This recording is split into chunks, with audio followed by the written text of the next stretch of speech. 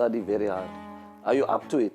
Oh man, I got this. Oh, okay, if you're serious, then we have to start saving for your future. But I know what we're going to do. We will open a DG Youth account at Standard Bank. We are going to start saving for your future already. I know what we are going to do. Or what do you say, Madam President? Thank you, Daddy.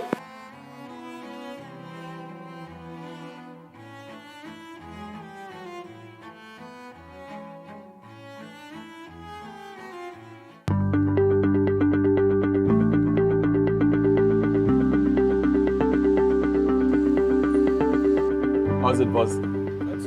I'm good, boss, thank you.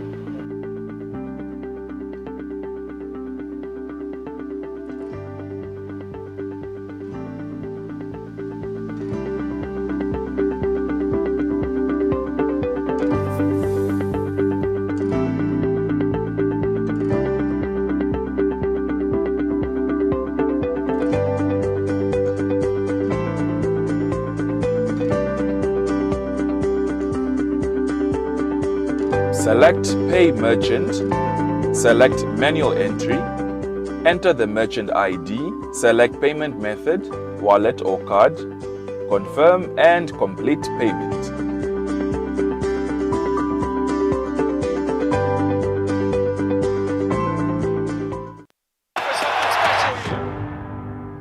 As a kid from the streets of Mondesa, it took one belief, one dream, and one seed of aspiration planted in the right mind.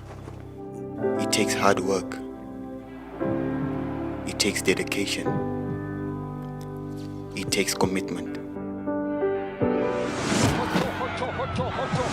It takes heart to never give up. It takes bravery to persevere. It can be difficult. It can be testing. It can be a long, winding road filled with ups and downs. But with everything that it is, with the right attitude, the right mindset, and belief, anything is possible. If you believe, it can be.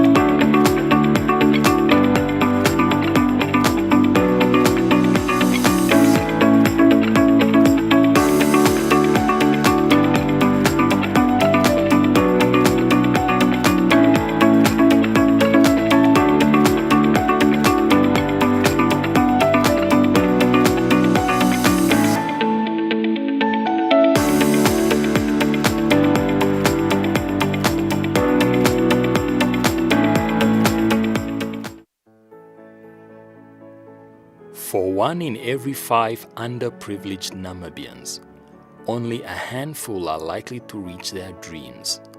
And for the Buy a Brick initiative, the hope of enhancing the reality of those dreamers has come to light.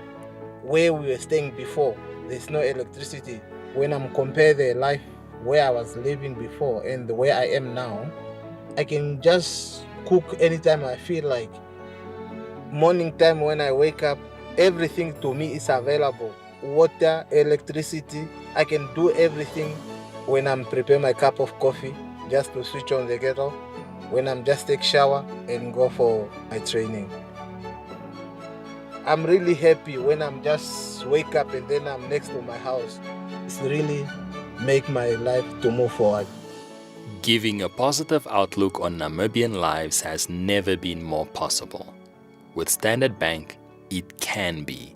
To contribute to this initiative, purchase a pair of Buy a Brick footprint socks for only 100 Namibian dollars. Help make a shack-free Namibia possible.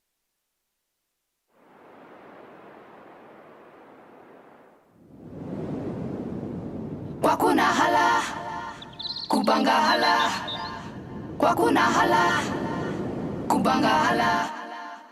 Kwakuna hala, kubanga hala. I believe in Standard Bank. It can be.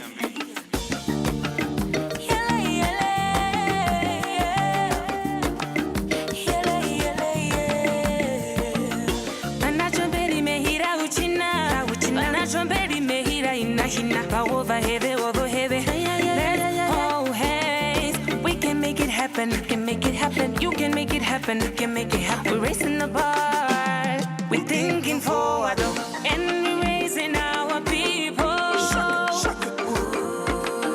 Driven to win, being poetic, working in teams, serving the clients.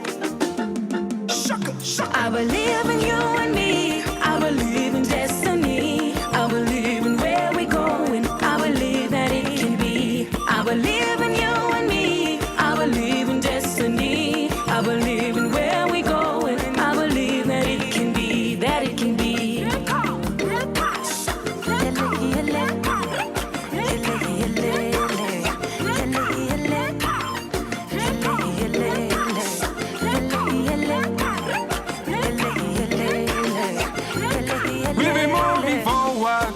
Never money, ma. Plenty respect. Everybody's racing. And oh, Chile, it can be. It can be. Cause we're driven to win. Driven to win. I believe in all our hearts. I can change and build and grow. As a team, we're never apart. I believe in the African soul. This is the melody. This is the sound of integrity. We're working on everyone's dream. I said it again, we're driven to win.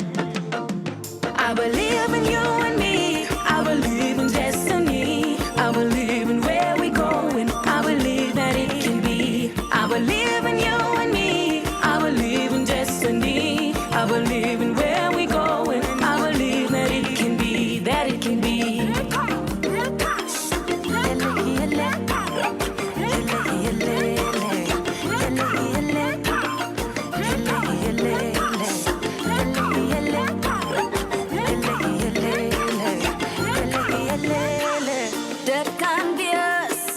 Met Standard Bank, ons bloed is blauw, behoud die Spanjaars. Dit kan wees, met Standard Bank, ons bloed is blauw, behoud die Spanjaars. Bankasa, Standard Bank, Kubura ikarengoso. Bankasa, Standard Bank, Kubura ikarengoso. Wadating omsna Sadati Abote ikeira Tomda kera Wadating omsna Sadati Abote ikeira Kwakuna hala Kubanga hala Kwakuna hala Kubanga hala Kwakuna hala Kubanga hala Kwakuna hala We believe in our deepest promises, making possible our people's dreams. We believe in our Namibian soul, our focused minds, our human hearts. Standard Bank. It can be.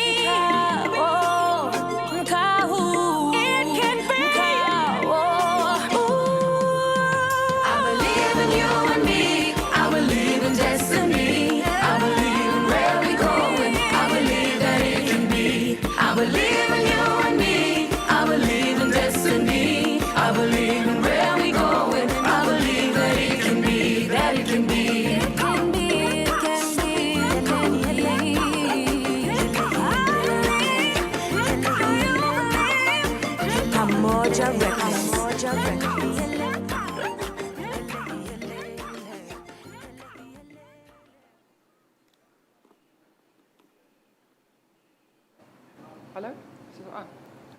Marco?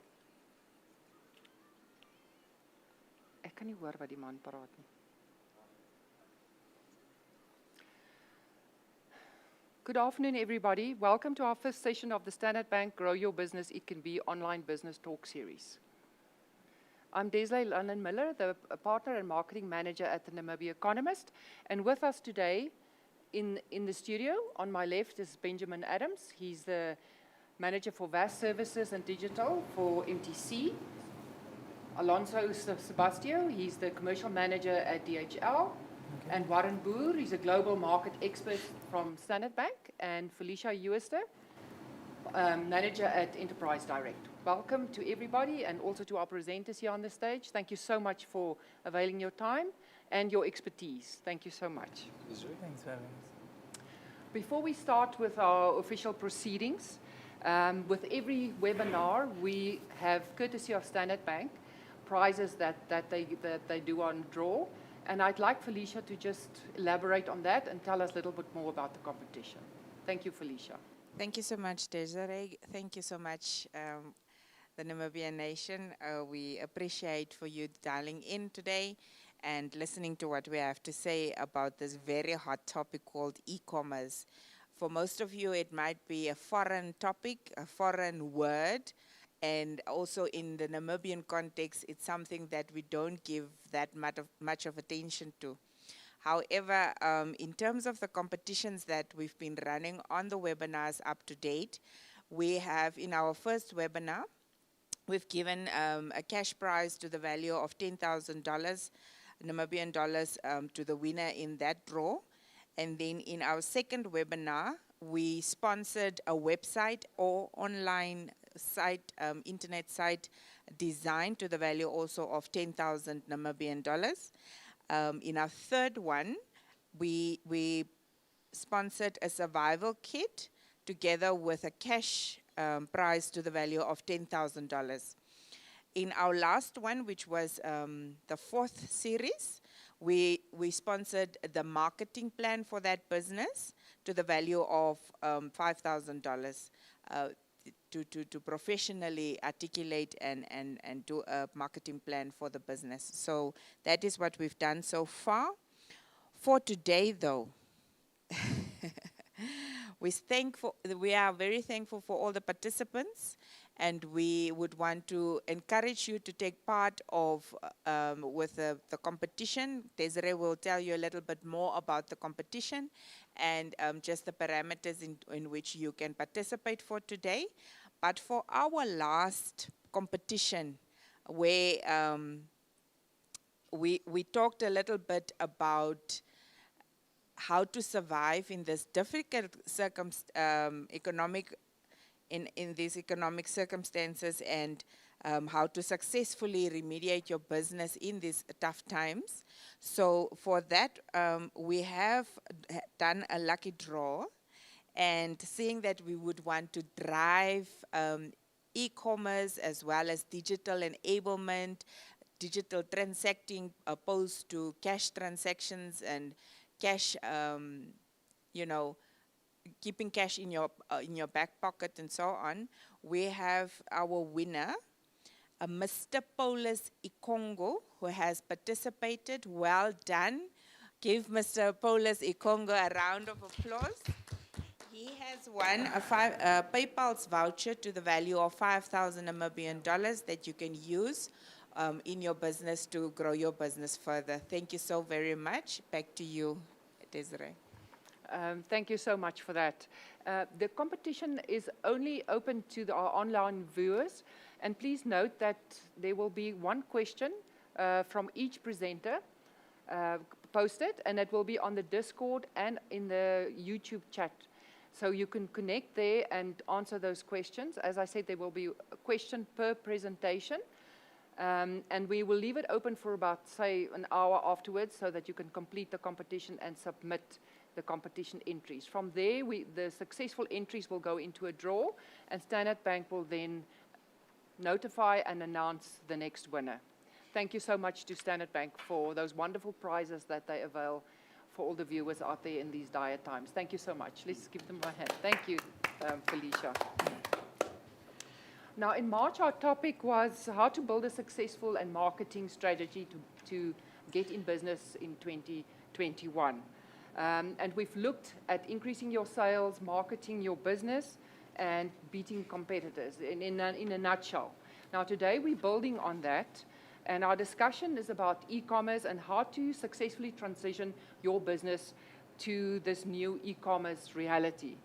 In this talk, we'll explain different strategies and avenues to launch this digital market, this marketplace that will enable you to connect and join this click and connect universe that everybody's talking about.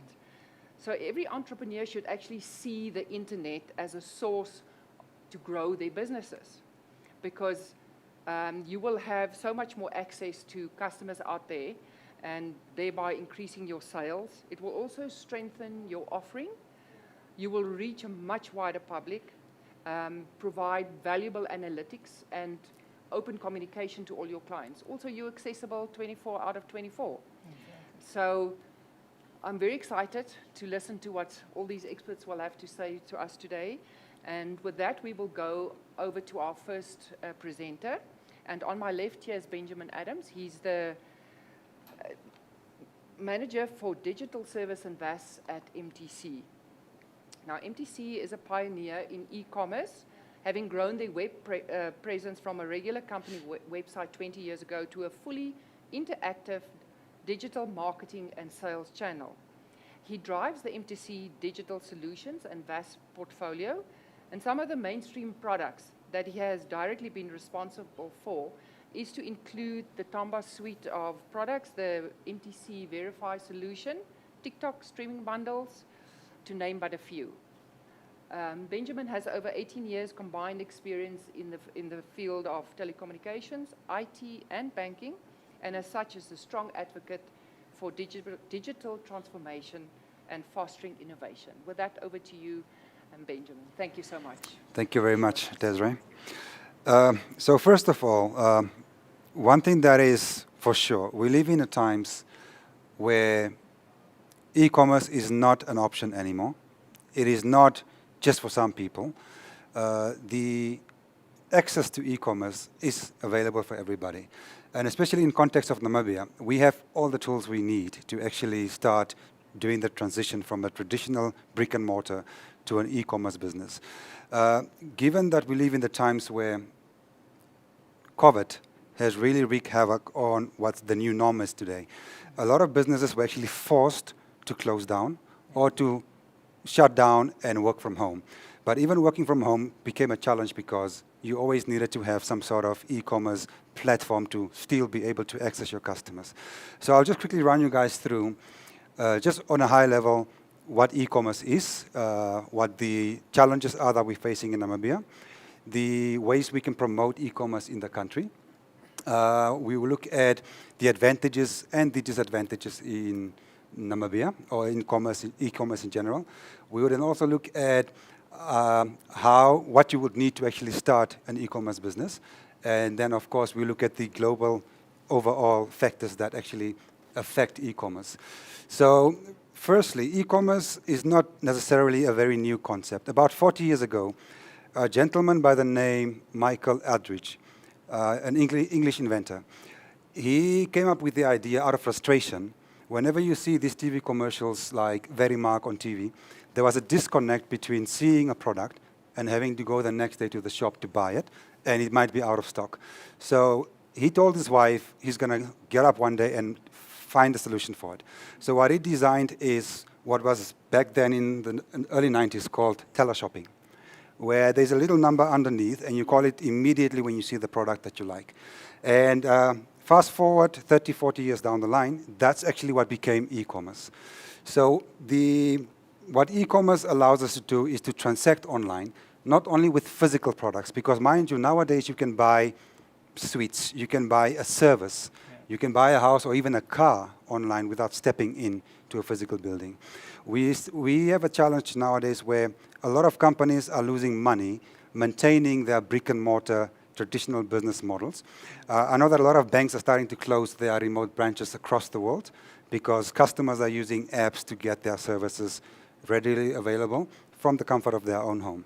So What happens is we need to look at the drivers of e-commerce. We need to look at the enablers of e-commerce. And then I'm going to quickly run you guys through the obstacles of e-commerce. So what do I mean with the drivers of e-commerce? The drivers of e-commerce is who are the people, the consumers, the enterprises that are making the technology and the technological vendors, the ICT institutes. Who are those drivers that make us want to go ahead and actually adopt e-commerce or embrace it? Those people are the SMEs. They are the government institutions, public and private businesses, but mostly it's the consumer. The driver or the enabler is now where I'm actually playing a very big role. The drivers are the people that enable or provide the technology, the link for you to actually do e-commerce. Those are the ICT vendors, the telecommunication companies. Very important is also government and the regulations and policies of each country. And that's why you will see that in the first world countries, e-commerce, everybody can have e-commerce. You have a business and you run it from your garage. You don't have to pay rent. You don't have to worry about security. And you will find a 16-year-old running an e-commerce business selling makeup or whatever the case might be. There's no reason why in Namibia we should not have the same opportunity. Because from an infrastructure perspective, we have the tools. So that is where we now need to look at the obstacles. What is the barriers of entries for Namibians, for the youth, for the innovators, for businesses to actually adopt e-commerce as equally as the first world countries? First of all, we need to look at the infrastructure. We need to look at affordability of internet services. We also need to look at the paradigm shift of consumers and the citizen as a whole. It's one thing to have e-commerce available. If you look at the likes of Oudhaven, Pick n Pay, for over 2 years we knew we can buy groceries online. How many people are actually using the service? It's not because they don't know it's out there. Some people don't actually believe in the efficiency of it, or they just don't feel comfortable doing it. If you look at Lefa, for example, Lefa is doing in Namibia what Uber is doing internationally. How many people are using Lefa? So those are the kind of things we need to actually address in the market, help the young innovators market their solutions, help them understand what is needed, and help them make that jump, make them understand that they will actually reach a bigger market if they do that. You will also notice on my slide on the on the right side that when it comes to internet access within Africa and in fact in the entire world, Namibia, as small as we are actually one of the cheapest people or the countries when it comes to internet access. So that checks all the boxes that should enable us to actually adopt and embrace e-commerce. Why e-commerce would work in Namibia? My perspective and my belief is that there are a couple of enterprises and small SMEs that are really trying. And towards the end of the slide, I will show you guys who are some of these people. We have 2.6 million people in our country. Some might know it, some might not. We have 3 million mobile devices in the country. We have more devices than human beings in Namibia, which means we're driving, from a telecommunication perspective, we're driving the technology so that everybody has access to the internet. From MTC side, we have a project called 081 Everyone, where the mandate or the rationale is to enable 100% population coverage in the entire country. So we want to remove the excuse that I could not transact or e-wallet or buy something online because I don't have network. Giving network to a person is one of the things we can do. The other one is you cannot give somebody network and not give him an affordable device to access the network. So hand in hand with our 081 Everyone project, we're also rolling out what we call the smartphone campaigns, which is like a roadmap where every time we set up a new tower in a place that never had 3G or 4G, we ensure from MTC side that we give you an affordable phone that will help you access the network. The other thing is also we have a penetration rate of mobile users of 115%. What that means is one person might have more than 2 or 3 devices, and it's still growing, and it's growing. With subscribers, what we mean is not the physical device you have, we look at how many subscriptions does one customer have with a telecom operator. You find that most people have 2 phones. They have an iPad. They have internet at home. They stream. We need to start looking at how do we make less money for Uber, because they're making money. Our money is going out of the country. And how do we bring that money back and support the likes of Lefa, the apps that we use in the country? And that's the one thing we need to do. How do we promote e-commerce? That is a $1 million question, because I'm heavily involved in innovation hubs, and for the past 5, 6, 7 years in my personal capacity as well in my professional career, where we help bridge the gap between innovators, businesses, and give them an audience, give them access to the technology. So I have come up with at least 4 categories of how we can actually promote and break that barrier. The first one, obviously, is access to the internet. That one, we're doing a great job in the market. MTC is currently standing at 97% population coverage. We have created bundles like e-wallet, that goes to FNB. The Aware bundle that allows customers to have a couple of bundled services within one subscription. That's a very good service that we've deployed. We also recently looked at deploying, I think last year November, we deployed what we call Verify, which is an eKYC platform. What this platform allows you to do is, it's one thing to become an e-commerce business. It's another if you do not manage the risk in terms of how do you identify customers.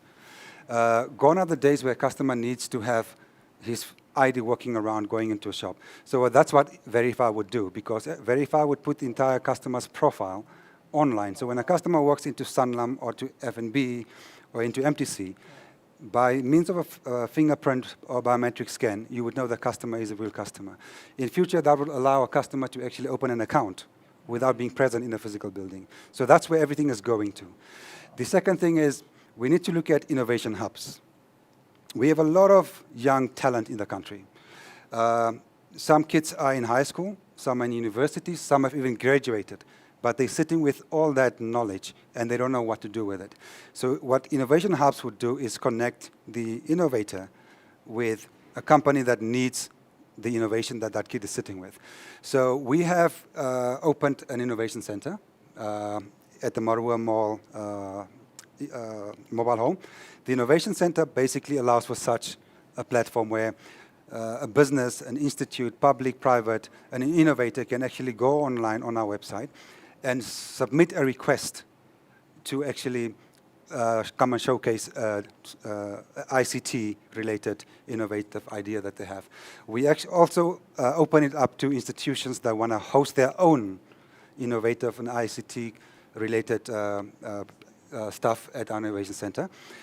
It will be nice if we actually hold hands as a country, because some of these things we cannot do alone.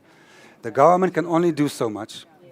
The private sector, MTC, the banks, we can only do so much, but we need to hold hands so that we fight towards one goal. The other thing is obviously the general idea of digital transformation. Some of us know what it is. Some of us have heard what it is.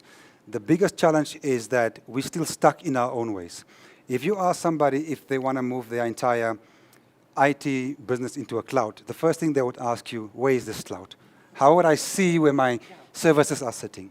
So we need that paradigm shift where we need to, and we are as guilty as everybody else, we need to promote digital transformation. And we've taken the lead in terms of being an example in the market. So what MTC does, most of our solutions that we launch, some of them are actually solutions that answer questions for our business need, like Verify. We have customers coming in a given day, we have over 10,000 SIM replacements across the country. Those are customers that come in physically. We send them back to go make a copy of an ID. They come back, we send them back to go certify it. So we thought Verify would remove the need. So if a customer comes in, a customer would spend 5 minutes or less and turn back and get their SIM replacement.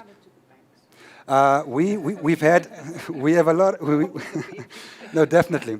We've had a couple of engagement with the banks over the past few months, and the banks, the likes of Sanlam all the asset management firms, they would definitely benefit from it.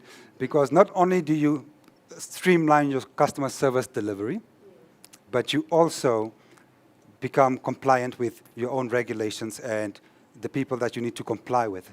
And that reduces any compliance costs that you might breach in case you cannot manage your customers' information properly. But if anybody has any other questions, always feel free. I'll leave my contact details at the end of the slide. You feel free to send me a mail, and we can actually chat in more detail about some of this stuff. Last but not least is the SMEs. We all know that the SMEs, especially the private industry in any country, they are typically the drivers of an economy. And we've seen with COVID, a lot of stuff have slowed down. Now, if just 1 out of 5 SMEs can move onto an e-commerce platform, it's almost like COVID would have not have any impact on how business is going. We have a couple of guys. I've mentioned the O&L. We've mentioned there is, I'll run through it towards the end of the slide. There are maybe 10 customers that are already doing e-commerce. The question is, do your customers know about it? Are you marketing it? I know that NanoDoc, for example, has been one of Namibia's leading e-commerce platform businesses for a very long time.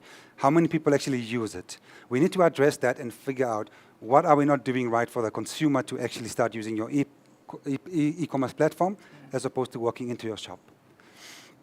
Then I want to quickly run you through. The biggest question is when it comes to SME, if they want to make that transition over to become an e-commerce business, obviously there are a lot of advantages. You don't have to worry about security. You can sit in your PJs in the morning and run your business. You don't have to worry about salaries and electricity and all those stuff. But the biggest challenge, obviously, that we always hear in the market with SMEs and small vendors is how do you start? Well, first of all, there are about 4 key requirements. Number one, of course, you would need to have software and a website. You need to have that platform where a customer can log on and see what you're offering them, see your prices if you're running specials and whatnot. You need to have some sort of logistics in place. If I buy something from your online shop, how do I get it? Yeah. If I live in Chintabas or in Chumko or in Gum, will I get it? So if you don't manage that, you'll actually run into problems later. We need to look at internet connectivity. All the telecom operators in Namibia have done a great job in terms of offering customers internet access. We, from MTC's side, we've recently deployed point-to-multipoint through our Spectra home, and that's doing really good. There is no excuse for a customer not to have internet access. We also want to ensure that the quality of service to a consumer, there's no reason for you to sit in Windhoek and pay the same amount to MTC. And a customer in Ludwig is paying the same amount and not getting the same quality of service. So that's one of our drives. And then we obviously very important for any e-commerce platform or business, you need to have a payment gateway. Yeah. What is a payment gateway? A payment gateway essentially allows you or connects you to the bank and to your customer to facilitate the payments. Yeah. Now, typically when you have a payment gateway, you might also be required to have a merchant account where all your proceeds and all your transactions are managed. And then, of course, you also need to have your own bank account. Some of these things are easier said than done, especially for the people that are in the rural areas, because some things seem far-fetched. So something as simple as a bank account. We are doing very good in Namibia in terms of the unbanked. We are doing better than most African countries, but the few that still don't have bank accounts, nothing stops them to get a bank account, because now with the apps, you don't even need to be in a bank to manage and send money and ask for money. With e-wallet and I think it's PayPal, so you don't even need to have a bank account. So there's no excuse. The advantages is there's a whole list of advantages. I'll quickly run you guys through the biggest advantages. The first advantage is your low financial costs. Yeah. You don't pay salaries. Yeah. You can if you want to branch out. The second one is you are not limited to a physical geographic area. You can live in Windhoek today and move to Walvis tomorrow, and your business goes on. Yeah. You don't have 8 to 5 hours. So that's one of the biggest advantages. Yeah.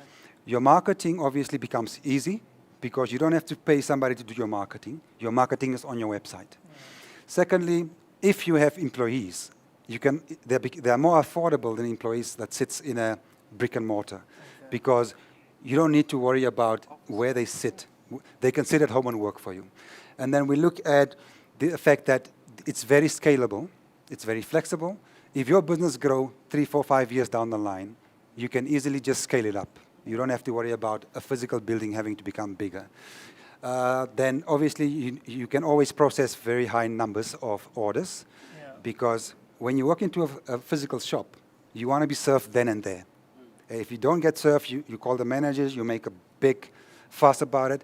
But with an online shop, as the owner, you take all the orders. You dictate to the consumer that it takes 7 days or 14 days to deliver it. In that amount of time, you can actually ensure that you have the stock and the orders that are required. That's another advantage as well. And from a consumer perspective, the biggest advantage is that you do it from the comfort of your own home. It's less invasive. You don't have to go and ask questions and bump into other people, especially now with COVID. Everywhere you go, it's mask. If you've recently seen how Grove Mall looks, businesses are closing down. Some of those businesses can actually just make that transition to e-commerce. But as much as there are advantages, there are also disadvantages to consider. The biggest disadvantage is that you need to have internet connectivity. If your internet connection is down just for 5 hours, depending on what kind of business you do, you might lose millions. And some of the bigger companies might actually attest to it, banking, insurance. An hour for you is a lot of money. The publishing companies, you lose money. It can become very highly competitive. Shipping can be a challenge because maybe you don't ship to a rural village, but the customer would want to order from that village. Also, the consumer cannot try something before they buy it. That's one advantage. But still, the advantages outweigh all of your disadvantages. The opportunities that are in the market, one thing is there are different types of e-commerce businesses. The most common ones are B2B, business to business, where two businesses can do business to each other. Then we have B2C, which is a business to a consumer, C2C, which is consumer to a consumer, and then we have C2B, where consumers can do business with a business.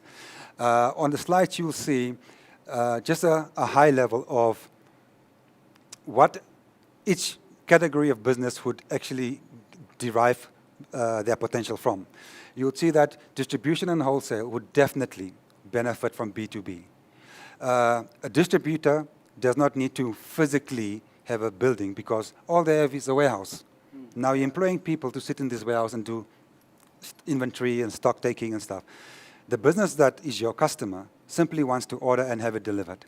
It's a very good example, a prime example of the type of business that will benefit from an e-commerce platform. Then we also have consumer marketplace, which basically refers to the informal vendors. You want to sell your iPhone because you want to get a new one. How do you actually put that on? Currently, you use Facebook, you use all that stuff. But if somebody wants to pay it and buy it, you have to physically meet. That's another advantage. And of course, the government and the public services are also one of the guys that can benefit the biggest because fund disbursement, GIPF, when you look at the procurement of services, those can also actually benefit from it. We need to look at some of the factors, political factors, economical factors, social factors in our country, and of course technological factors that I've covered briefly. And then if anybody wants to read any additional resources, any additional references, please feel free to look at what I have there on the slide. And if there's any other questions, feel free to jot them down and we'll gladly respond to your questions. Thank you very much. Thank you. Thank you, Benjamin. Thank you so much. Now we know a lot more. And I think MTC as a Namibian company have done a great job and as an example for e-commerce and selling online and everything that you've done there. So great job. So, a question that I have for you, do you think your model can be replicated by other businesses? Yes, our model can definitely be replicated because what we've done recently, we ourselves as MTC, we're moving into an e-commerce sort of space where customers can sit in the space of their own home and actually buy airtime for anybody from the MTC app. We, in future, in very shortly, will actually allow customers to buy devices from our website. So it can definitely be replicated across any market. All right, and you've made a great case for Namibia's e-commerce readiness. When do you think it will actually be used widely in Namibia? From a personal perspective, I feel COVID has really stimulated the market. Okay. When COVID hit in March last year and everything was shut down, a lot of enterprises opted for what we call reverse data billing, which allowed them to actually work from home. And MTC, immediately, we actually created a product that allows customers, enterprises to sit from home. So Desiree can sit at home and access her work without her having to have internet. So that's also something that we can actually replicate. So COVID has definitely fast-tracked the hunger for e-commerce. And we are actually also promoting every now and then, I think last year, November, we had a tech bazaar at the MTC Innovation Center, where it was almost like a dragon den pitch, where innovators were giving us solutions. We had industry experts, and we had a winner that designed an app. And we're actually helping this winner in terms of support, technical, so that he can actually commercialize his idea and also be competitive in the market. All right, and then also logistics is a potential bottleneck and an obstacle, obviously for paying and then getting your physical product to your client. Do you think e-commerce will create opportunities for SMEs in this regard? Yes, I was actually having a chat with one of the colleagues earlier about that. If you look at some of the entire geographic landscape of Namibia, there are certain businesses that are in every single community. ShopRite, Pep stores, MTC, mobile home. So definitely wherever, when it comes to logistics and infrastructure, we are already doing very good. We have the best roads in Africa. In fact, we almost number one in the whole world. So in terms of infrastructure and logistics, we good. The only thing that we would need to address is our railroad. When people want to buy big stuff, a TV, a bed, how do you get it to that person? I know that some of the auto dealers actually have the option to actually drive your car to you after you make your purchase. But definitely in terms of creating new opportunities that don't exist in the market, if you look at Uber Eats, which delivers food, COVID has really increased the business for the likes of Dial a Meal, and I think there's another company in Namibia as well that also does delivery of foods. You see a lot of little scooters that do mails. So those are the kind of unrecognized, unseen underdogs that will really start growing and become the norm. So yes, definitely. Okay, great. And then there's a from Delano, he's posted a concern in terms of internet access. And he states here that 45% of Namibians live in rural areas. So this really poses a problem. Okay. The thing is, with the 081 Everyone project, we definitely make sure that we do not only focus on the urban areas. In fact, when we say 90%, 97% population coverage, with the drive to towards the end of next year, have 100% population coverage. Population coverage means every single place where there's a permanent population community. That is all. It doesn't matter what size it is. If it's recognized as a permanent community, whether it's a town, a village, obviously we're not talking about an individual person's farm. But farms and some lodges do have the ability where we actually help them with specialized type of access. It might be costly, but population coverage is in the sense where wherever there's a public community living, and most of those people are in the rural areas. I mean, percentage-wise, I think it's less than 50% of the people that are living in the rural areas. From a business sense, we don't want to discriminate because they are also a customer. They become our customer. They are the customer of Standard Bank or FNB. They are somebody else's customer. So if we can give that customer access, that customer, it becomes a win-win situation because the enterprise, it becomes our customer. So we, as I was saying, we want to hold hands and create smart partnerships. It's the entire wheel that we want to close. I hope that answers the question. Okay, thank you, Benjamin, because at the previous webinar, I also stated that that we shouldn't create this divide. Yes. Where people can't upskill, you know, and they don't have the devices necessary to do all these things. So as big businesses, you need to create apps or methods or some way to be inclusive of the whole population, because those are the people that we actually want to help and empower and uplift. Yeah, no, it's true. Okay, great. Thank you so much. There are no other questions. There might be coming some through later on. So thank you so much. We're going to have a short break after this presentation. The question has been posted, so please answer the question for the competition on the competition link, and then we'll see you in 5 minutes. We'll be back with our next presentation. Thank you so much. Papa, I know what I want to be when I grow up. Wow, really? What is that, my baby? I want to be president of the whole world. Okay, my baby, I hear you. But come over here, let me explain something to you. You see, it's very tough being a president, so you'll have to study very hard. Are you up to it? Oh man, I got this. Okay, if you're serious, then we have to start saving for your future. But I know what we're going to do. We will open a DG Youth account at Standard Bank. We are going to start saving for your future already. I know what we are going to do. Or what do you say, Madam President? Thank you, Daddy.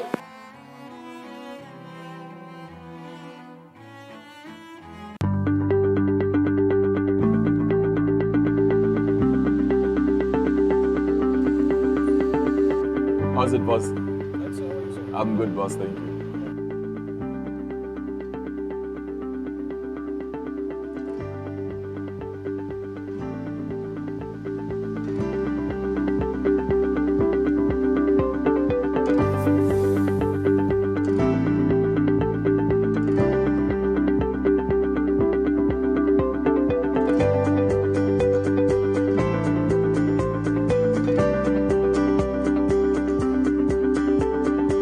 Select Pay Merchant, select Manual Entry, enter the merchant ID, select Payment Method, wallet or card, confirm and complete payment.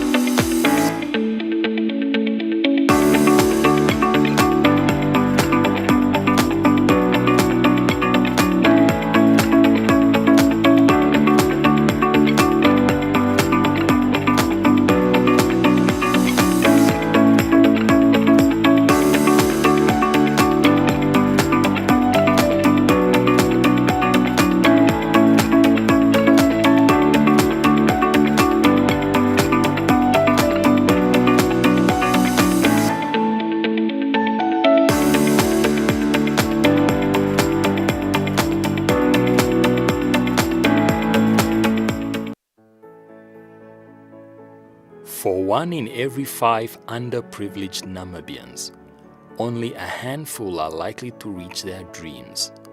And for the Buy a Brick initiative, the hope of enhancing the reality of those dreamers has come to light. Where we were staying before, there's no electricity. When I'm compare the life where I was living before and the way I am now, I can just cook anytime I feel like. Morning time when I wake up, everything to me is available. Water, electricity, I can do everything when I'm preparing my cup of coffee, just to switch on the kettle, when I'm just take shower and go for my training. I'm really happy when I'm just wake up and then I'm next to my house. It's really make my life to move forward. Giving a positive outlook on Namibian lives has never been more possible.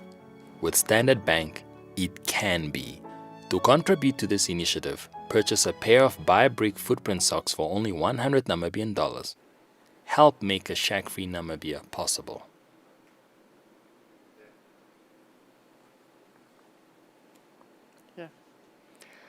Okay, thank you everybody. You're welcome back for our next presentation. And this is Alonso Sebastio. He's the Country Commercial Manager at DHL. He's an experienced sales professional with 8 years' experience in sales and marketing, many of which has been spent assisting SMEs for the last 2 years of e-commerce startups in Namibia. With great passion for the industry, he has been involved in structuring and executing DHL commercial e-commerce strategy, contributing to an increase in market share. He's currently focused to B2B and B2C. You guys just know what that means. Benjamin has explained to you what that means. It's all e-commerce initiatives that will undoubtedly assist in exhibiting Namibia e-commerce businesses to the world. So thank you, Alonso, for being here with us today, and he will explain to us how to transition that business and specifically assisting with the logistics side of what Benjamin mentioned is one of the problems. So thank you, Alonso, for being with us today, and thank you for your presentation. All right, thank you very much, Desiree, and thanks, Benjamin, for that really informative presentation. There's a lot of I took a lot from it, so thanks a lot. And for our audience, thank you for this opportunity. So what I'm going to be focusing on today are three main topics, right? One is I'm just going to cover the global trends of e-commerce all around the world. Number two, I'm going to cover the top 10 steps for the average e-commerce business, or the average business to be able to transition to e-commerce. So here I'm not looking necessarily at the large multinationals, because obviously resources are available there for them to move. I'm looking more at the SMEs, the smaller businesses, and how they can actually transition in a cheaper way, in an easy way, right? So just 10 topics on that. And then number three, I'm going to be covering shipping solutions that we actually offer to facilitate these kind of transactions online. Okay. So to start off, we'll just have a quick look at trends online. So it is expected that by the end of 2021, 2.1 billion people will be shopping online, and estimated, 2.1 billion. For any person that has even a slight inclination towards business, that is a number that you want to tap into, right? All these, as a result of these 2.1 estimated people that will be online in 2021, this is all global trends, as I said, it's estimated that $4.8 trillion in sales will be generated as a result of this. And this is mainly in areas such as fashion and electronics. Those are the top two selling products that are transacted with online, which is fashion and electronics. But there's many other products such as curios and so forth that Namibia actually offers that can easily be transacted online. On average, the average person that shops online worldwide spends in Namibian dollars 8,500 Namibian dollars per purchase. All right, so these numbers are quite big, and this is what the world is looking at right now. But what does it actually mean for the Namibian organization? We'll look at ourselves slightly smaller oftentimes, but in the world perspective, we can actually play a big role as long as you're able to put your business in the presence of the correct buyer, in a sense. All right, so now I'm going to quickly talk about the 10 points that will allow you to actually transition your business from an average brick and mortar business to an exceptional e-commerce, hopefully an exceptional e-commerce business, right? So I'm going to be focusing mainly on one platform. Now, there are many platforms that actually allow you to sell online. You can use Shopify, WooCommerce, and the likes. They're countless, right? But the main platform that's used online is Shopify. So it allows you, what it is, it allows you to actually have your shop online. You can advertise your products, you sell your products through your website that's linked to this specific platform, right? So I'm going to focus on that because it's the easier one to use. Have quite an extensive experience in using it. We've directed quite a few customers in this regard, so I prefer to just talk about it because of the comfort. Okay, so number one point that you'll have when opening a Shopify page would be owning your actual domain name. So you'll often find that sometimes you write an email to a business and they have, for example, a Yahoo email address, and nothing I won't say anything wrong against that, but on average, the average person will kind of frown a bit on that. You want to actually be able to own or make that little bit of an investment to be able to own your actual domain name. So it's similar here with Shopify. So when you actually open a shop on Shopify, it will have the Shopify extension on it, unless you actually own your domain name. So that's an investment that, you know, if a business can actually make, we would definitely encourage that business to make that investment. All right, so number 2 will be to set up a custom email. And as I just mentioned, it will have obviously also your domain name if you have bought it. If not, you can also still trade with it. We do encounter a lot of businesses that continue with the normal, the likes of Yahoo and so forth, domain names, and that's fine. But it just creates a more professional appeal if you do actually do that. But behind this email, which will be your info email or your help email, you'll need a team, or at least an individual that will be present there to be able to answer these kinds of questions, to the questions that are posed to you through your business, right, through this email address. And online, you can actually find a lot of solutions to this problem. You'll find companies like Freshdesk, for example, that you can actually outsource this information for a minimal fee, monthly fee. You can actually outsource that so that you don't have to actually have employees on your payroll in a sense, but you outsource it to different companies who do that on your behalf. So that's one really good setup that you can use. And then number 3 I'll have is verifying spelling and grammar. I think this is very important. That's why I have Grammarly there on the slide. You'll notice it's a very nice app. Also, there's a free version to it, and you can actually use it to check not only the spelling, but checking the grammar. And it's super important. Something that's so often overlooked. People will kind of glide over it and think, it's okay. And we have this thing of, for example, in Namibia, Namlish, right? My people will understand. Yes, but if we're selling to a wider audience, if we want to tap into that 2.1 billion shoppers, if you want to tap into that $4.8 trillion that's available to you, you have to have these things in place and have Grammarly actually done, the grammar and the spelling actually checked correctly. All right? So number 4 will be to install essential apps and plugins, right? Shopify actually comes already with plugins that you'll use.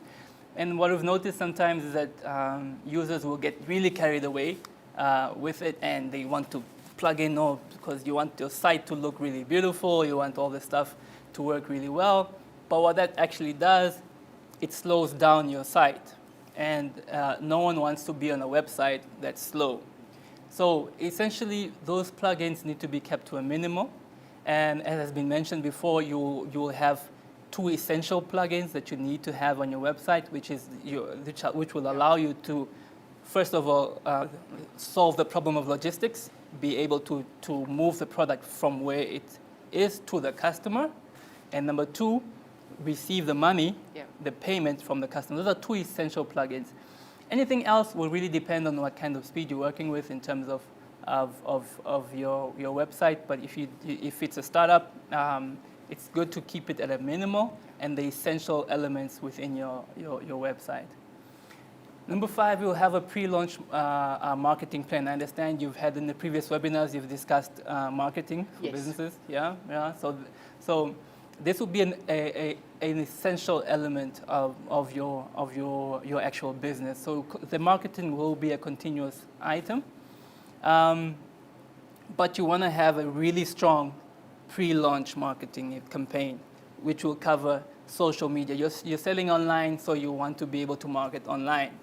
So it will cover the likes of Facebook, YouTube, and so forth as far as possible, of course, because we cannot, as a SME, you won't be able to spend, all of your day just on social media. So one or two platforms will be fine, as long as your targets are well defined and then executed. All right. Number 6, cover edit the meta title and description. Just to give you the meta title and the description will basically, in the background of your website, will inform the rest of the world of what you actually are or who you actually are. So again, you'll find that people will get super excited about that and add a lot of information on the description section and make it really heavy. Now, here comes your customer, your potential customer. He's looking for a product in Namibia, and he searches that product. But because you have so much information, the search engines have difficulty identifying you. Yeah. So what you want to do is keep it simple. Keep it to the point on the areas that you actually focus on. If it's tourism, then let it be tourism. If it's curios, let it be curios. So that your site actually ranks way better when somebody searches for that specific item in your specific area. And the same goes for the meta title. Okay. Number 7, images. And this is again, I keep saying this is again another area where people will tend to be a bit carried away. So you want high quality images for your website, right?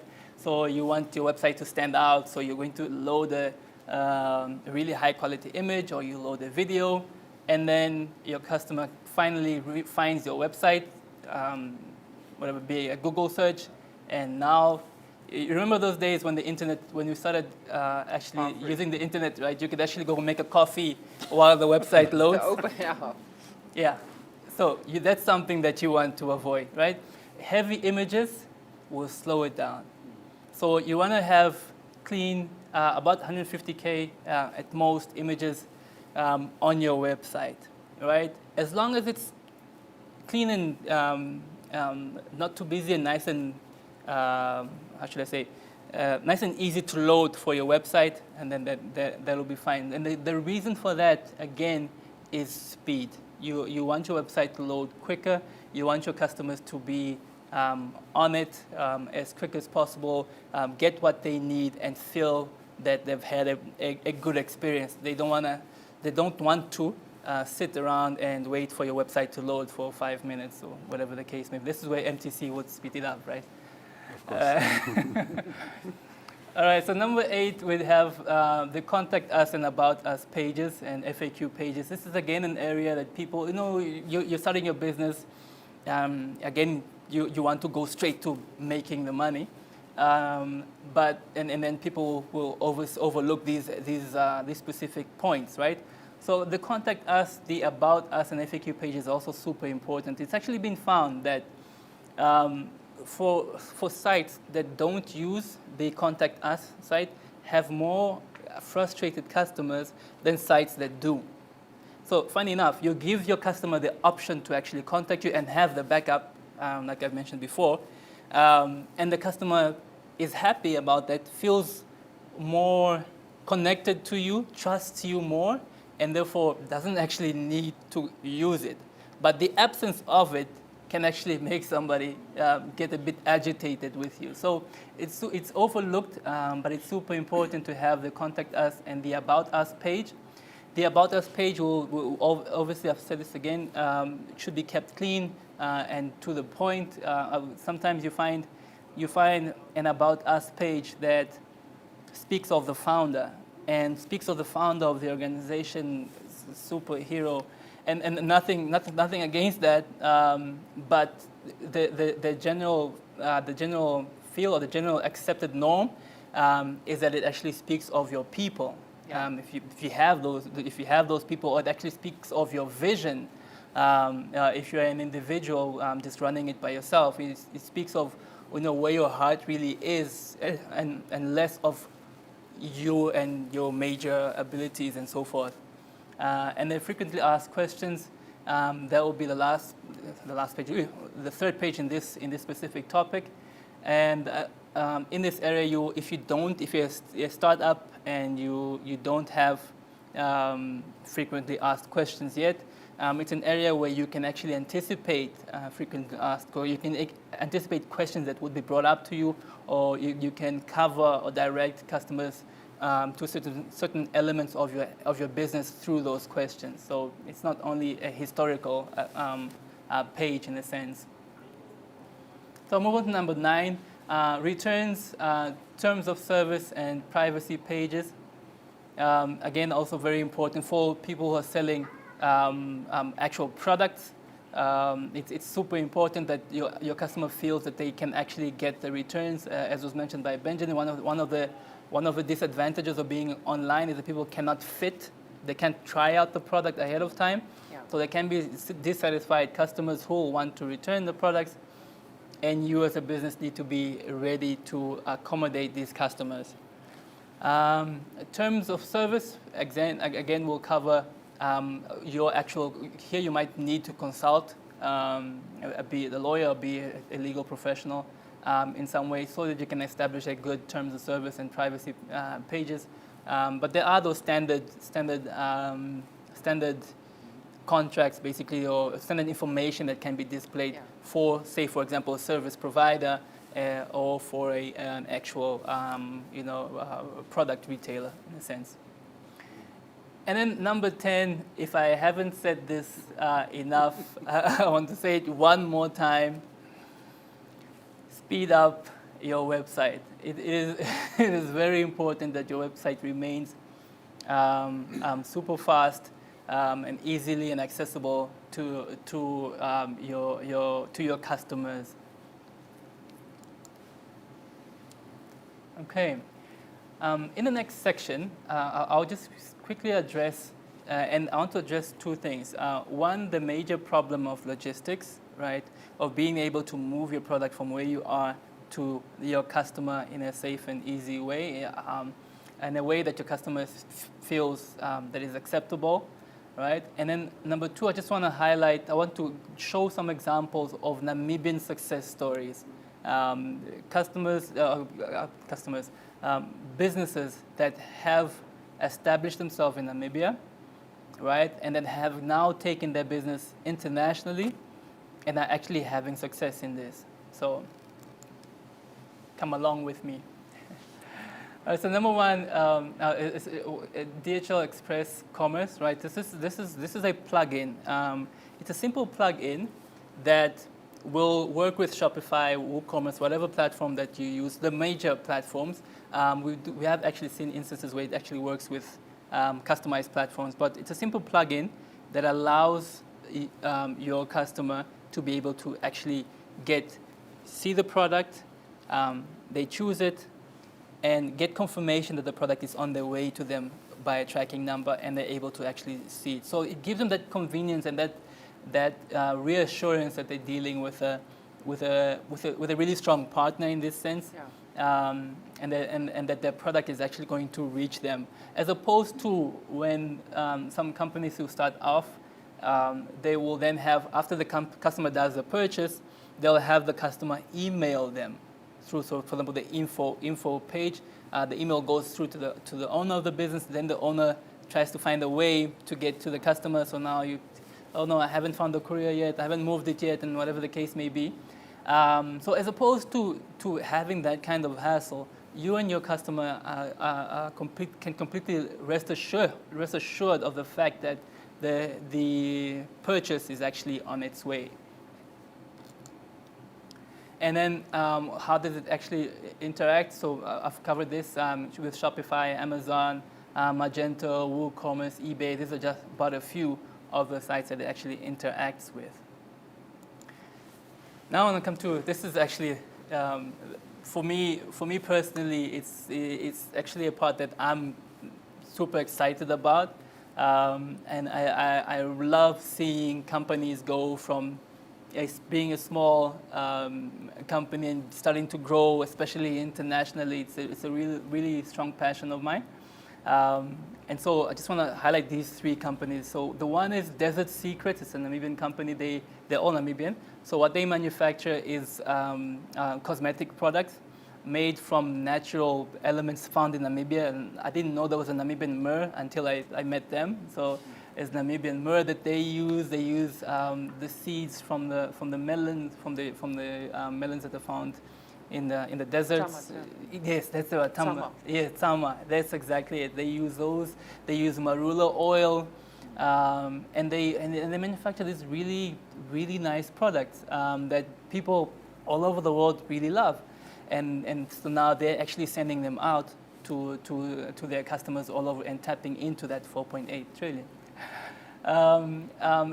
LED, right, which is Leon Engelbrecht design.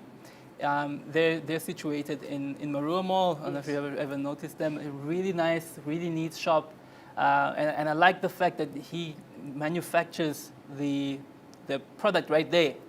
Yeah, you can actually see him making a bag out of leather and so forth. So also gone online and now also making sales internationally. So, and then the third one is a really nice story. This company is actually owned by Gondwana. They work with Gondwana, but obviously we had 2020 COVID year, and there was almost no movement in tourism. So in the company, 3 young ladies decide they want to do something different in these difficult times, right? So they say, okay, we have curio shops. How do we link our existing market, which is a tourism, tourists, right, to the courier shop? Yeah. What's the easiest way? E-commerce. Yeah. So they start up the e-commerce with little to no funds, like almost zero money. They start up the shop, get the designs together, and they already had the sources. Obviously, the products were already in the couriers. That's where they started, and then they started to grow. This is with 2020. We're now in 2021, so it's literally about a year into it, or slightly a bit more perhaps. So they immediately start to sell the products, and then they start to actually support disadvantaged communities, because now where they source their products, the mothers can actually, as a result of the sales, feed their children, fathers can feed their families and so forth. And this is actually supporting families, little family businesses. Obviously, there's strict parameters in terms of the quality of the product that is sold internationally that needs to meet the specific standards of international quality. But this also raises the quality of products that these families are then producing. You know what I'm saying? And so I really like that story, because it's such a nice connection. As Benjamin was saying, we need to all hold hands and work together. And this is such a nice story of how that's possible in Namibia, so that we don't look at it as something that happens internationally only. It's something that is happening in Namibia. The time is right. And now is the time that we as Namibia can begin to show what we have as a country. And with that, I just want to thank you. Thank you, Alonso. Thank you so much for that insightful presentation and covering the logistics side, because as I mentioned, those are the 2 things that from an e-commerce side, that is a real headache for the SMEs. Yeah. Now, is the Namibian market big enough for the DHL Express Commerce? It's more than a business-to-business solution. Yes, yeah. Yes, it is more than a business-to-business solution. And is the Namibian market big enough? Most definitely yes. Okay. And I say that because of the potential that exists within the Namibian market to go international. And not only international, also within Namibia, within the Namibian borders, actually. But for the most part, international. The potential that exists is actually so great, because, as we've mentioned, COVID times made things difficult for everybody, and some have been able to innovate and to be able to realize, there's a market internationally. I can actually go there and survive, right? Some haven't. And it's those who haven't, and those who are now, but those who haven't, who really present that huge potential for international trade. Okay, and then the other thing is how do you overcome that physical limitation of that last mile delivery? If it's now from a business to a consumer, do you do that last mile? Yes, yes. We do that. In a domestic and an international forum, should I say? Yes, we do. And I'll add to that just a little bit. Not only that, so you can, for example, as a Namibian business, sell from Namibia to the world. Yeah. Right? And from the world to Namibia. Yeah. That's possible, right? And that's mostly where we focus. But we've now been able to open it up a bit more, right? So now, as a Namibian business, and let's say you have a partner in South Africa who has the product, right? So instead of having to move the product from South Africa to Namibia, you can actually, from Namibia, move that product from South Africa to Singapore. Okay. If that's the need, if the buyer is in Singapore, for example, and the product is in South Africa. So the moment they finish off their Weibo, immediately that notification goes to couriers in South Africa who might be in the vicinity. Shipment is picked up, processed, and on its way to Singapore. Okay. Yeah? I think that's exactly what Amazon is doing. Yeah. They have multiple locations, multiple partners. Yes. Exactly. Yeah. Okay. So because we cover over 220 countries and territories, it makes our infrastructure allows us to be able to do that, to be able to make such movements. Yeah. All right. And is there room in your business model to create opportunities for local SMEs? Yes, it definitely is. Within our e-commerce focus is actually very, very closely linked to an SME focus, right?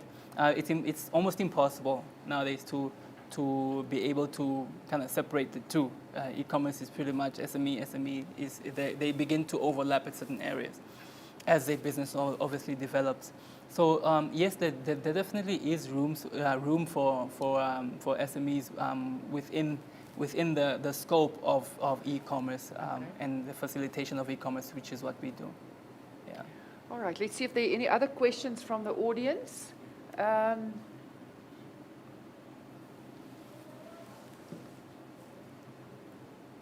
Okay, there are previous questions that came through, and it was for Benjamin. They said it was very insightful, your presentation, Benjamin. I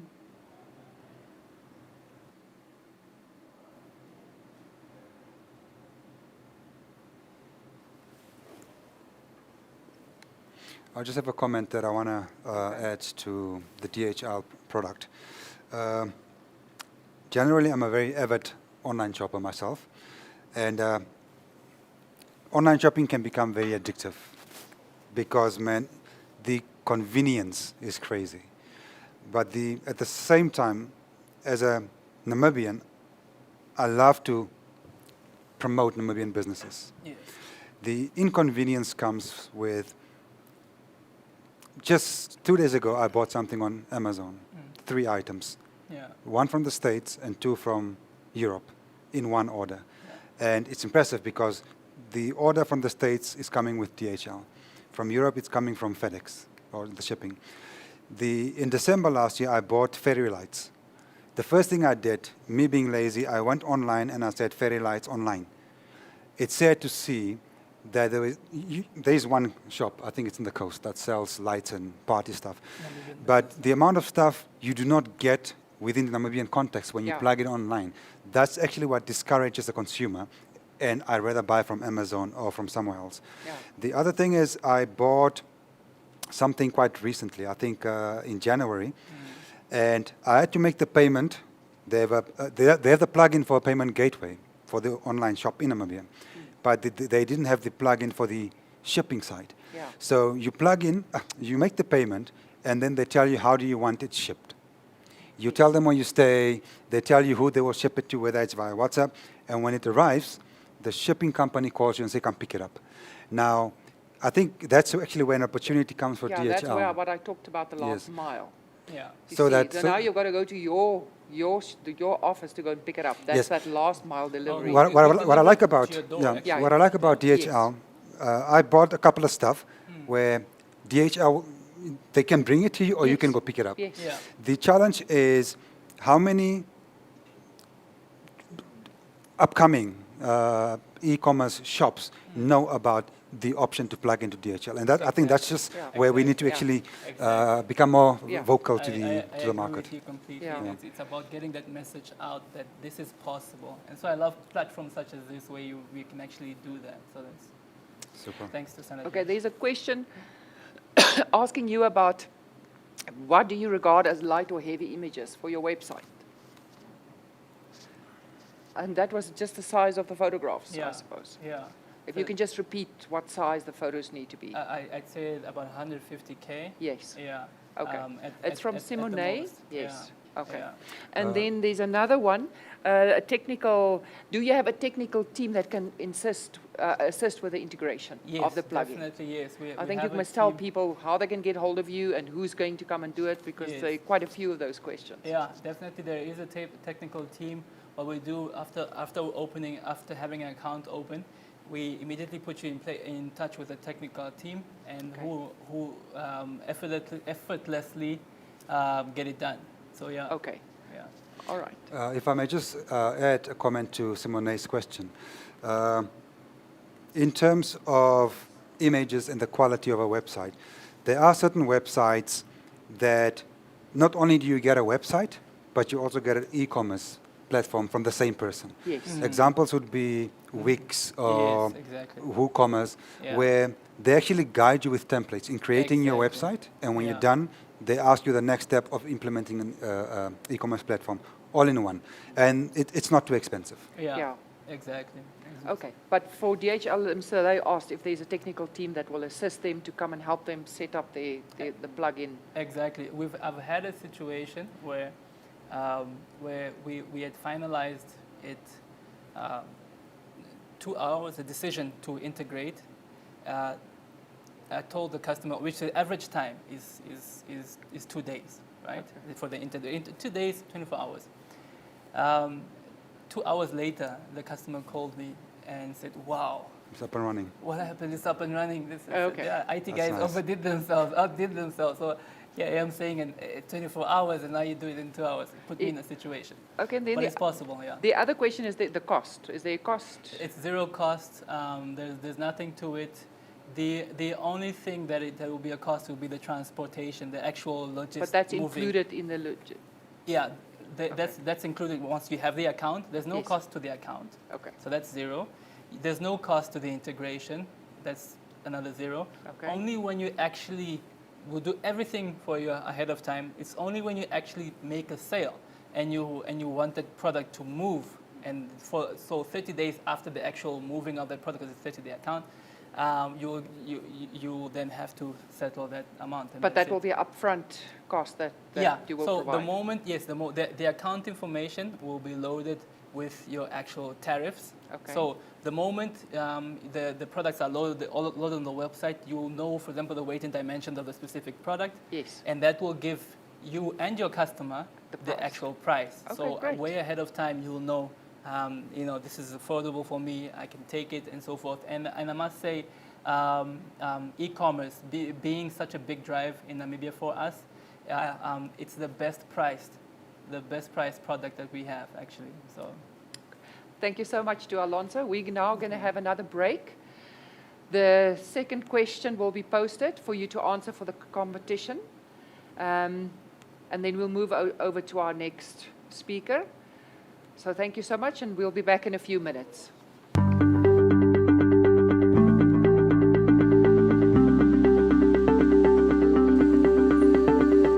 How's it, boss? I'm good, boss, thank you.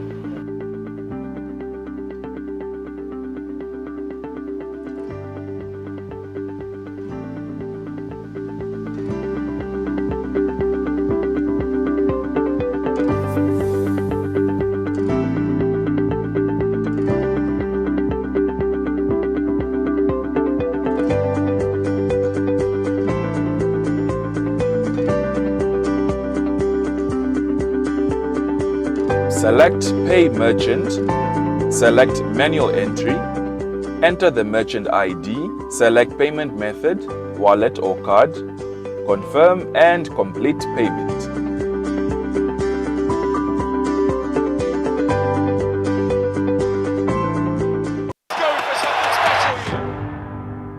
As a kid from the streets of Mondesa, it took one belief, one dream, and one seed of aspiration planted in the right mind.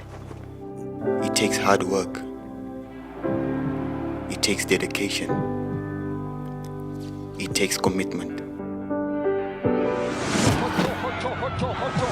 It takes heart to never give up. It takes bravery to persevere. It can be difficult. It can be testing. It can be a long, winding road filled with ups and downs. But with everything that it is, with the right attitude, the right mindset, and belief.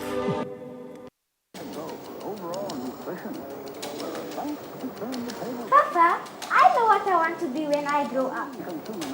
Wow, really? What is that, my baby? I want to be president of the whole world. Okay, my baby, I hear you. But come over here, let me explain something to you. You see, it's very tough being a president, so you'll have to study very hard. Are you up to it? Oh man, I got this. Okay, if you're serious, then we have to start saving for your future. But I know what we're going to do. We will open a DG Youth account at Standard Bank. We are going to start saving for your future already. I know what we are going to do. Or what do you say, Madam President? Thank you, Daddy.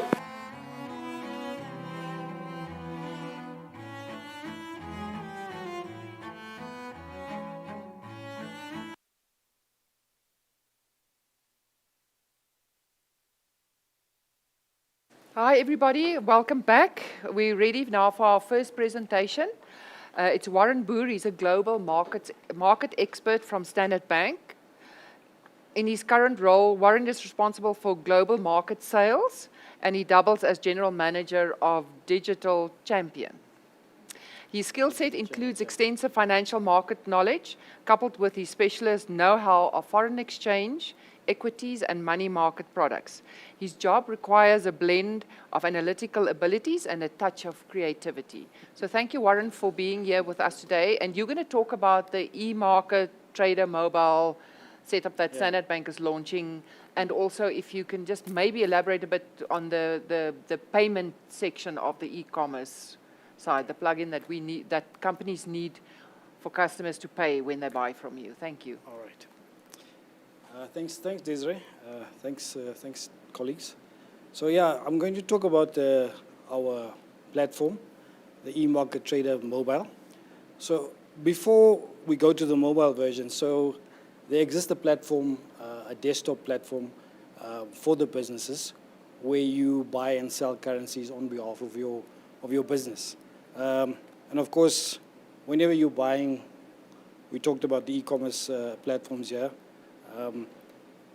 If you're not buying in your own country, you're going to need foreign currency, and that's where our app comes in. So we've tried to downsize our desktop platform into a mobile version, and this basically rolls out to sole proprietors where you are the business, and it can go up to big corporates as well. They all can use it, but the mobile version is actually for the convenience of it all. It's available to you 24/7. There's always indication rates.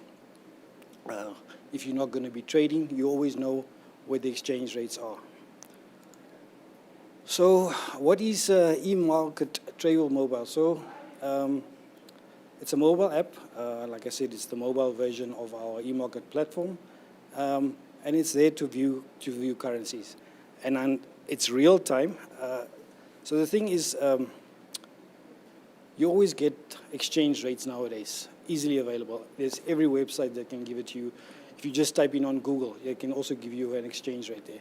But the thing is this, those rates are derived from various sources. It's usually not banks. I mean, like, there's a lot of young, let's say, fintech companies that can provide you rates and all. But the thing is this, you cannot approach them and say, listen, I want to buy a currency. Actually, in Namibia, you have to go to a bank and say, I have to buy currency. There's also some licenses to the Bureau de Changes where you can actually go and buy currency, but the main ones are still the banks. And in Namibia, it's just to control the flow of funds in and out of Namibia. So if you do have an e-market account with us, you don't actually just have to view the currencies. You can actually trade the currencies. So if you receive foreign currency, your curio example, if you charged in US dollars comes to Namibia, you have to go and exchange it. But you're waiting for the exact time or a specific rate that you're looking for. And that you can do at your own time. You don't have to call the bank, ask them for an exchange rate. You don't have to look at you have all that on your mobile application. Okay. So the features and the benefits of the mobile app will be, you have price alerts.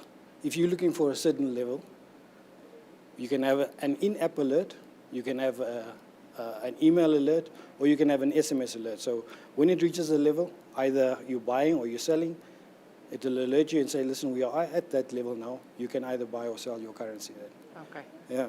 So like I said, we have the real-time prices. This comes out of our desk in Johannesburg. We have a trading desk there, and there's a pricing engine. It's 24 hours, 24/5. Yeah. And then, of course, we price in every jurisdiction that we have a footprint in. So in Africa, we're all over the place. We price all those exotic currencies. Some people will say Namibian dollar is also exotic. But yeah, we do all the pricing that and against most of the major currencies. There's a frequent market update, so there'll be market commentary sent every time. If you see there's a big movement in the markets, there'll be a little bit of commentary coming out and say, listen, it happened because of X, Y, and Z. And then if you do have the trader account with Standard Bank, you can trade on behalf of your business. So the benefits here are, we have the real-time currency prices. It's updated per minute. And when I talked about the more exotic currencies, some of them are not updated as frequently as we'd like. You have a lot of customer interaction with regards to that, but the internet says the rates are there. So we can say, listen, but we know exactly, because we have a presence in that country, we know exactly where the market is, and these are the rates that you can actually trade on. Okay. So I mentioned that we have the price alerts as well as the market commentary, and then we have a small little graph. So we have a daily graph, a weekly graph, as well as a monthly graph to show you how the currency has done according to either if you're looking at the dollar or against the pounds or against the euros over that time period. It'll show you exactly. So if you believe that there might be a strengthening in the currency, you can either buy at that time or you can sell it at that time. There's just some new features that we've had. So once you open your app, it gives you a default currency list. So if you're only looking at US dollar, Namibian dollar, that's all you're looking. But there's a lot of other ones. I mean, you can get Chinese yuan, the Swaziland, all the G10 currencies against some of our more exotic types. And then, of course, there's some insights where you can have some client insights as to how many people are using the app at the time. You can see all that as a client, yeah. And then I mentioned that you can link that to your business account where you can do your trading on behalf of the business. So it's easy to get registered. Apple Play, Apple App Store or the Google Play Store. So it's for e-market, and then you can do it down. If you do not have a Standard Bank account, the rates are only indicative. So you can always see where they are. If you do have the account with us, you can trade on that account. Yeah. All right. And then just some of our more frequently asked questions that we have. So I see that there's a lot of explosion in Namibia with regards to online trading.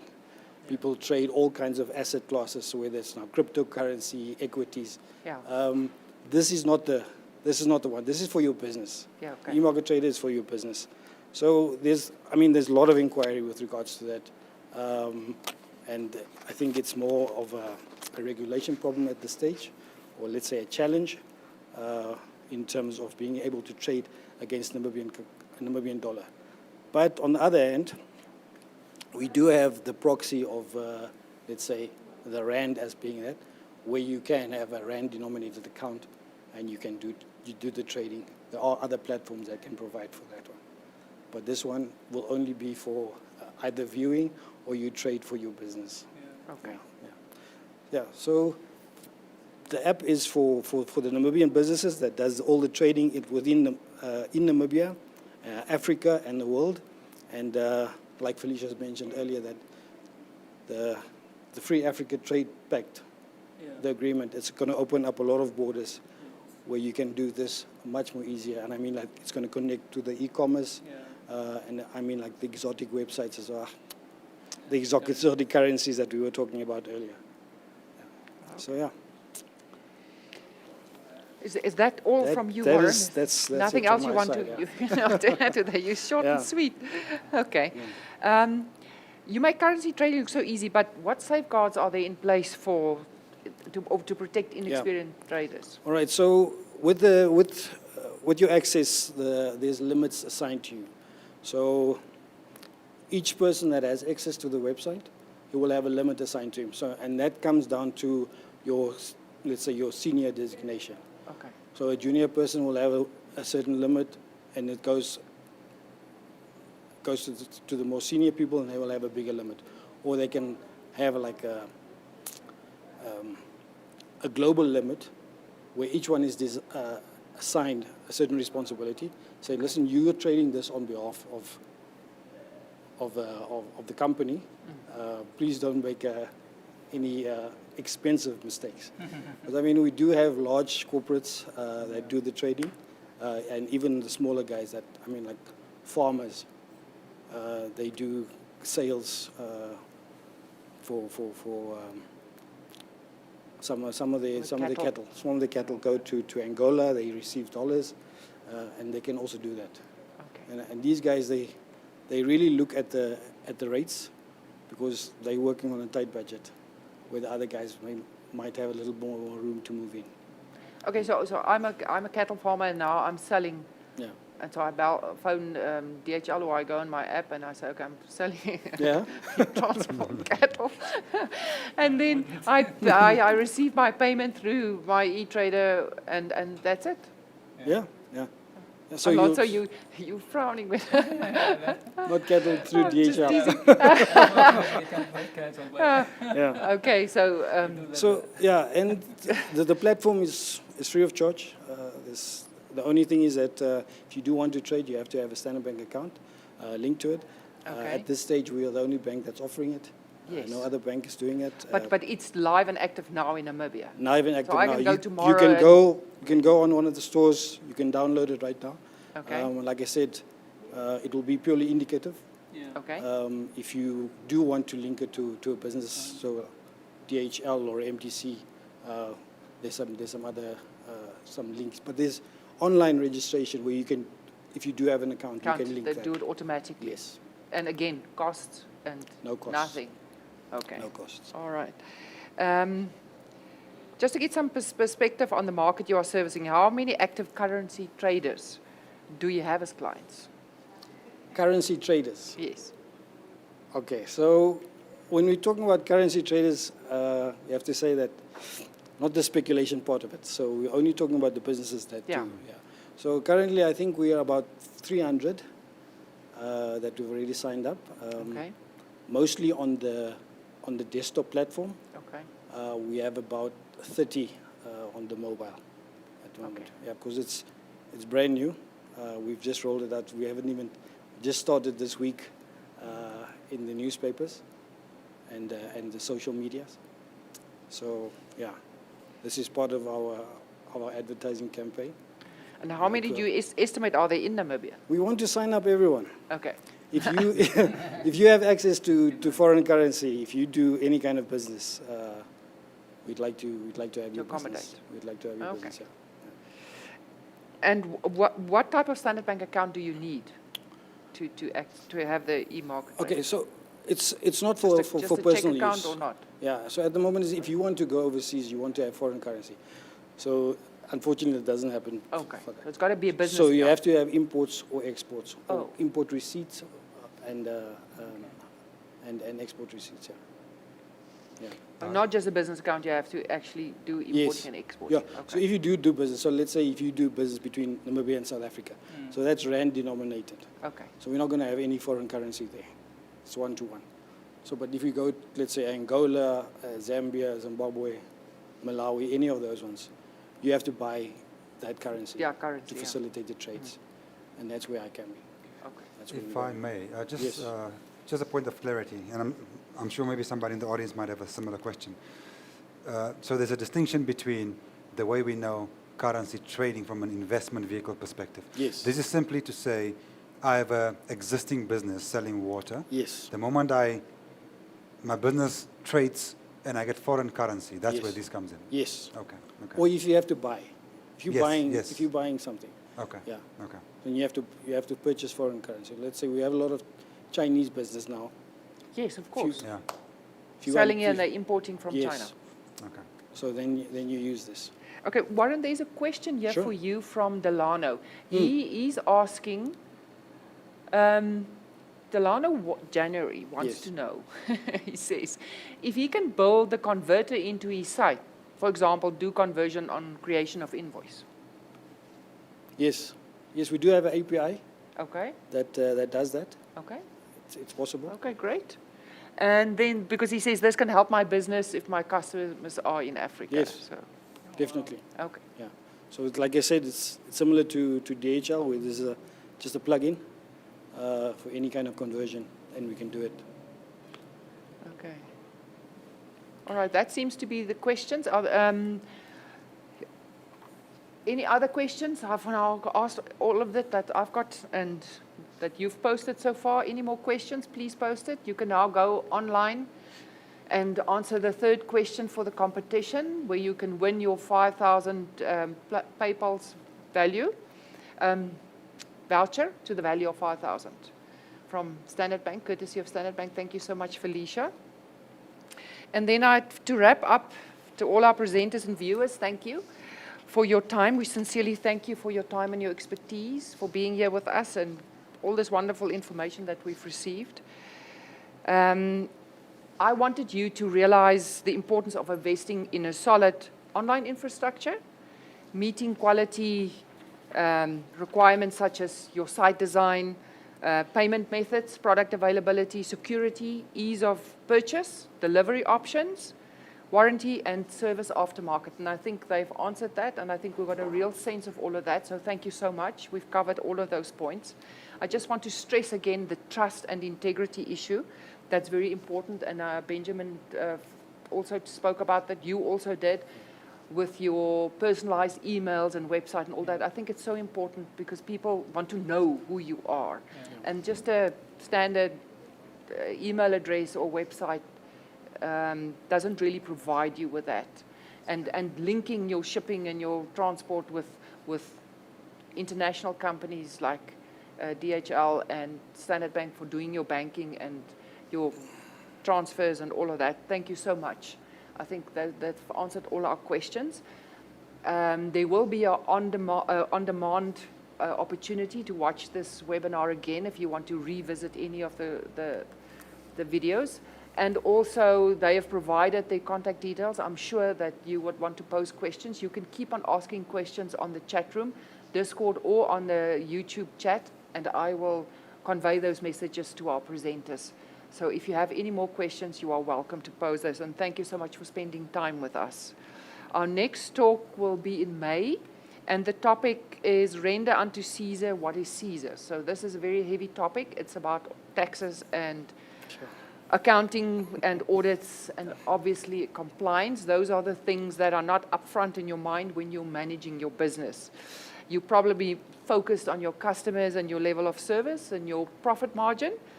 But ensuring compliance at the end of the day is government mandated, those regulations, and I know it's the furthest thing from your mind.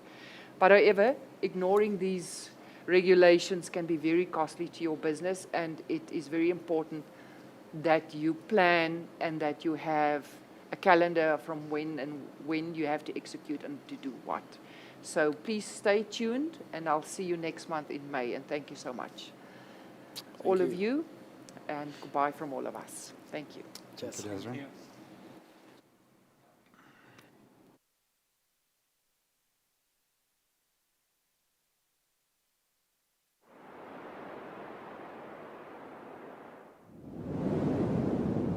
Kwakuna hala, kubanga hala. Kwakuna hala, kubanga hala. Kwakuna hala, kubanga hala. I believe in Standard Bank. It can be.